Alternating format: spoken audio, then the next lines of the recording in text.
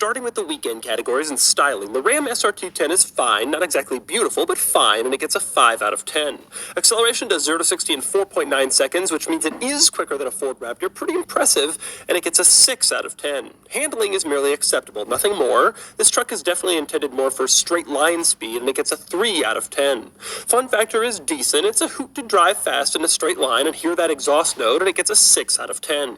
Cool factor is also decent, these are awesome, but fairly common, so it gets a 6 out of 10 for a total weekend score of 26 out of 50. Next up are the daily categories and features. It's fine, it has the basics, but not much else, and it gets a 3 out of 10.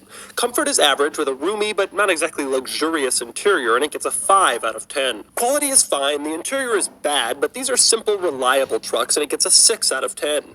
Practicality is mediocre. These have a single row of seats with only 2 usable seats. They have an open bed and horrible gas mileage. It's lucky to get a 4 out of 10. Finally, value, and these are reasonably well priced. Most are in the $15,000 to $30,000 range, and they don't really seem to be losing all that much value, but they did make a lot of them, and it's getting old, so it gets a 6 out of 10 for a total daily score of 24 out of 50. Added up, and the DougScore is 50 out of 100, which places it here against other performance SUVs and trucks and anything else I could find that was sort of similar. The Ram SRT10 is cool. It's not as much of an all-rounder as a Raptor, but it's still a fun, weird, rare truck, and it was fun to spend the day checking one out.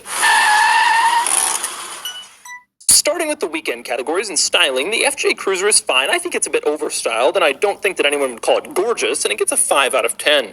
Acceleration is fine for what it is, but slow overall, and it gets a 1 out of 10. Handling is about normal for vehicles like this, and it gets a 3 out of 10. Fun factor is high because it's so capable and enjoyable off-road. It would get an extra point if it had a removable roof, which it should have from day one, but even without it, it gets a respectable 7 out of 10. Cool factor is relatively low just because these are common enough that you see them very often. It gets a 4 out of 10 for a total weekend score of 20 out of 50. Next up are the daily categories and features. The FJ Cruiser has all the basics, but not many luxuries, and it gets a 4 out of 10. Comfort is average, and it gets a 5 out of 10. Quality is good, the interior is nice enough, but the real benefit is reliability, where this car shines, and it gets a 7 out of 10. Practicality is mediocre given the door situation, and it gets a 6 out of 10. Finally, value, and these are great values. They're cool and fun and capable and reliable, but more importantly, they barely depreciate. It gets a 7 out of 10 for a total daily score of 29 out of 50. Added up, and the DougScore is 49 out of 100, which places it here against some other cool off-roaders. I like the FJ Cruiser, and it's a fun car, and I really do think Toyota would find even more success if they brought it back now, though I guess that's why we have the 4Runner these days.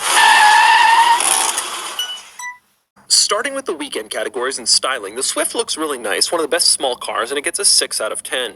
Acceleration is good for a subcompact, but still pretty slow overall, and it gets a 1 out of 10. Handling is nice, not as crisp as a true performance hatchback like a Fiesta ST, but it does well, and it gets a 4 out of 10. Fun factor is decent, it's reasonably peppy and pretty eager around curves, but it's no sports car, and it gets a 3 out of 10. Cool factor is also decent, it's cooler than other subcompacts, but of course that isn't saying much, and it gets a 3 out of 10 for a total weekend score of 17 out of 50. Next up are the daily categories and features. It has everything you need plus a few cool extras, and it gets a 5 out of 10. Comfort is normal for the class, and it gets a 5 out of 10. Quality is fine, nothing special, but a little nicer than average, and it gets a 6 out of 10. Practicality is only average. Most hatchbacks get a higher score, but this one is just too small. It's stuck with a 5 out of 10. Finally, value, and this one is really impressive. It's a reasonably fun little hatchback with good equipment, nice styling, and a nice interior for shockingly little money, and it gets a 7 out of 10 for a total daily score of 28 out of 50. Added up, and the DougScore is 45 out of 100, which places it here against some of the other small cars I've reviewed. I rarely review subcompact cars, but I think the Swift holds its own, and it's a shame Suzuki left the US market just before they started coming out with the good stuff. Starting with the weekend categories and styling, the E92 M3 is fine, very familiar, not beautiful, but good enough, and it gets a 6 out of 10. Acceleration does 0 to 60 in 4.1 seconds, and it gets a 7 out of 10. Handling is reasonably sharp, good for a 4-seater coupe from this era, and it gets a 6 out of 10. Fun factor is excellent given the sound and the performance, and it gets a 7 out of 10. Cool factor is lower, as these are ubiquitous and not really head-turning, and it gets a 5 out of 10 for a total weekend score of 31 out of 50. Next up are the daily categories and features. This This car was reasonably well equipped for its time, but average now, and it gets a 5 out of 10. Comfort is about average, and it gets a 5 out of 10. Quality is mediocre. The interior could be better, and reliability is suspect. It's fine in both areas, but not great, and it gets only a 5 out of 10.